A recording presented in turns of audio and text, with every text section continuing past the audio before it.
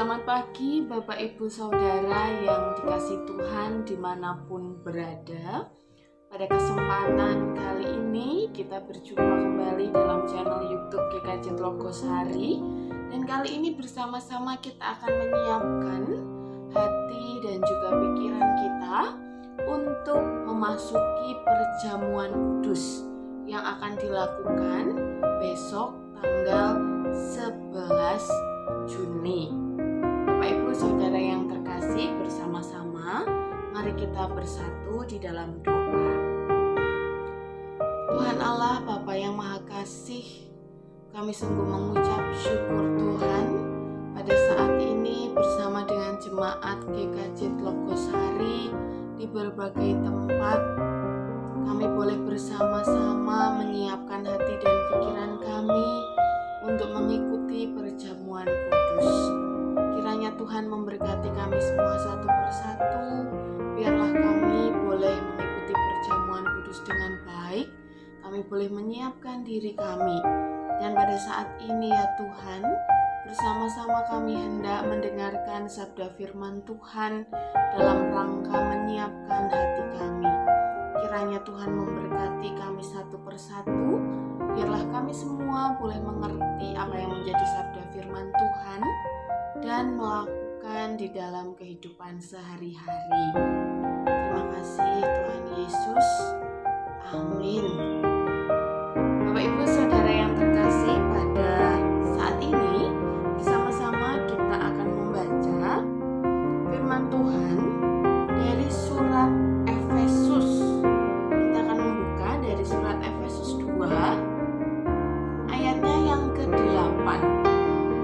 Surat Efesus 2 ayatnya yang ke-8. Sebab karena kasih karunia kamu diselamatkan oleh iman. Itu bukan hasil usahamu, tetapi pemberian Allah. Saya ulangi sekali lagi. Sebab karena kasih karunia kamu diselamatkan oleh iman. Itu bukan hasil usahamu, tetapi pemberian Allah. Nah, Bapak Ibu Saudara yang terkasih, pada saat ini saya ingin bercerita tentang satu tokoh. Dia adalah remaja yang saat ini dikenal banyak orang. Bapak Ibu Saudara yang terkasih, namanya adalah Nada Tarina Putri Marsiano. Jadi Nada ini adalah seorang balerina. Pada waktu itu usianya belum terlalu besar. Dia mengikuti salah satu ajang pencarian bakat, Indonesia Mencari Bakat, yang mungkin Bapak Ibu juga mengikuti. Nah, ketika dia mengikuti ajang pencarian bakat itu, maka di sana banyak orang melihat bakat yang dia miliki. Termasuk juga di sana ada juri yang pasti Bapak Ibu juga tahu. Di sana ada Deddy Corbuzier. Dan di sana ketika Nada sudah selesai menampilkan penampilannya, lalu dia sharing, menceritakan tentang kehidupan pribadinya, bagaimana ibunya berjuang dengan sedemikian rupa, dengan keras untuk bisa menyekolahkan balet Nada ini. Bapak Ibu Saudara yang terkasih, sekolah balet itu tidak murah. Pada waktu itu Nada juga menceritakan bahwa biaya untuk les balet itu mencapai angka 2 juta, dan itu bukan angka yang kecil untuk keluarganya. Ayah ibunya harus berjuang untuk itu, dan seringkali Nada juga tidak bisa membayar biaya-biaya yang memang seharusnya dibayarkan. Namun demikian, talenta yang dimilikinya luar biasa. Bahkan Deddy Corbuzier pada waktu itu juga melihat sendiri, ternyata Nada itu punya talenta menari balet yang baik. Tetapi sayangnya karena terpentok oleh biaya dan lain sebagainya, sehingga dia tidak bisa mengembangkan bakatnya lebih lagi. Di sana nada juga menceritakan bahwa ketika ia kelas 4 SD, dia memutuskan bersama dengan orang tuanya untuk homeschooling, jadi sekolah di rumah, karena ketika dia di sekolah dasar pun, dia juga dibully oleh teman-temannya. Dibully itu diejek Bapak Ibu, diejek teman-temannya, dibully sedemikian rupa di sekolah, sehingga dia harus melanjutkan sekolahnya di rumah. Jadi harus ada biaya untuk sekolah dari rumah, dan juga ada biaya untuk mengembangkan bakat luar biasa yang dia miliki di bidang tari, balet. Nah, karena mendengar cerita itu, kemudian Deddy Corbuzier merasa iba, tergerak hatinya untuk mengangkat nada menjadi anak angkatnya. Dan tidak lama setelah acara itu berlangsung, benar bahwa Deddy Corbuzier kemudian mengangkat nada menjadi anaknya.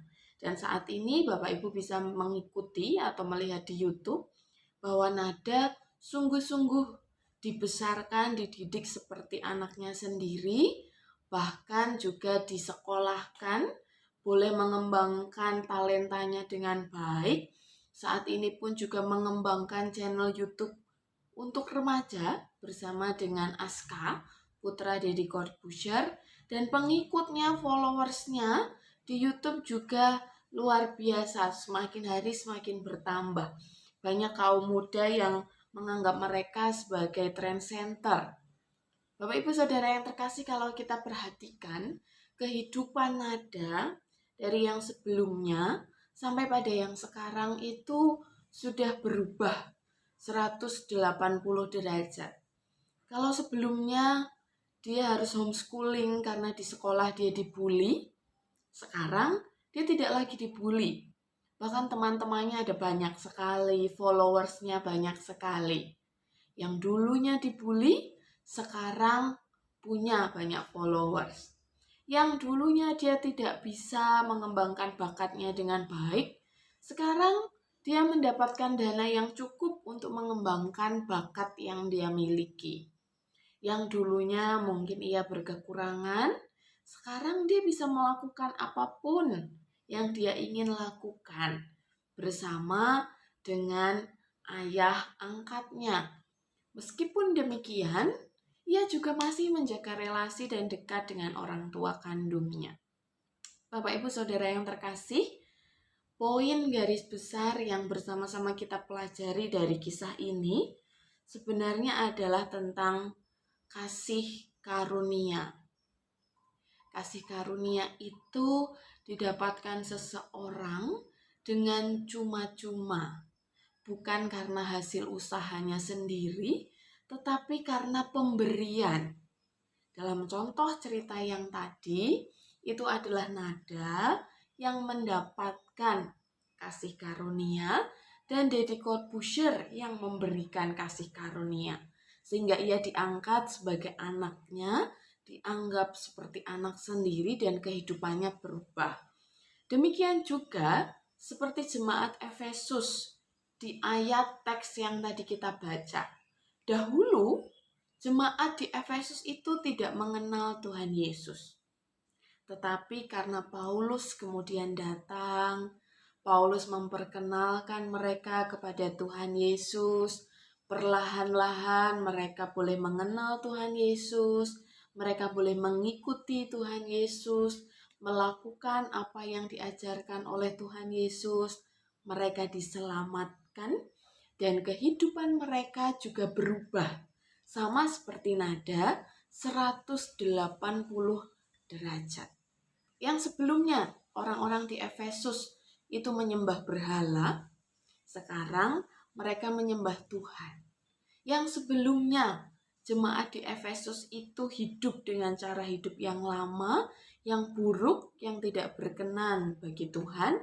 Sekarang mereka hidup baru, menjadi orang-orang yang baik, menjadi murid-murid Tuhan Yesus yang baik.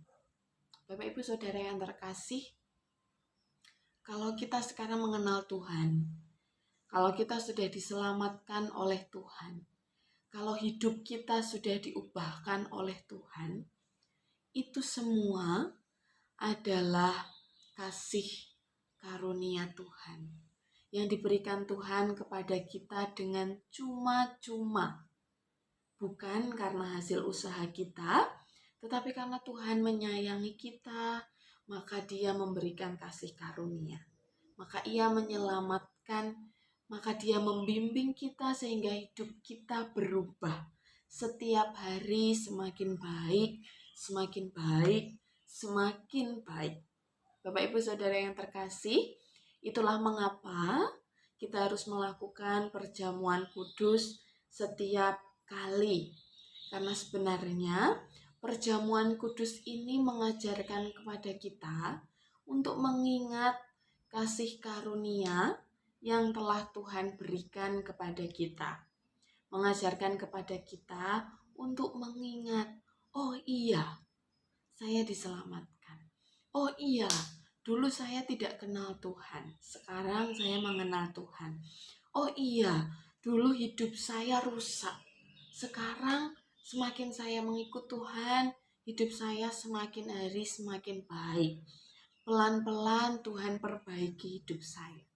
Nah, inilah yang akan bersama-sama kita lakukan dalam perjamuan kudus pada tanggal 11 Juni besok hari Minggu. Bersama kita mengingat kebaikan Tuhan, mengingat kasih karunia yang Tuhan berikan kepada kita dengan cuma-cuma. Mari kita bersama-sama berdoa.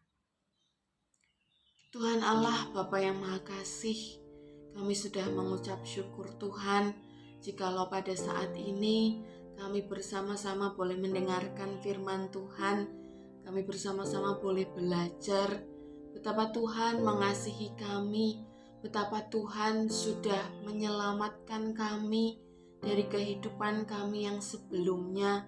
Saat ini kami boleh mendapatkan kehidupan yang layak, kami boleh mendapatkan berkat Tuhan, kami boleh mendapatkan kasih karunia dari Tuhan.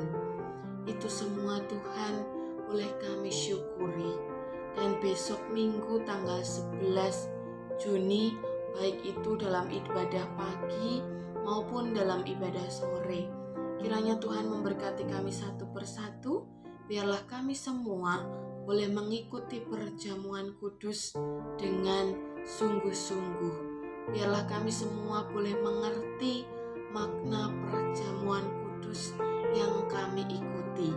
Bukan hanya sekedar meminum anggur dan juga makan roti, tetapi kami semua mengingat kasih karunia pemberian Tuhan. Terima kasih Tuhan Yesus. Kiranya Tuhan memberkati kami satu persatu sampai pada hari Minggu nanti mengikuti perjamuan kudus. Terima kasih Tuhan Yesus.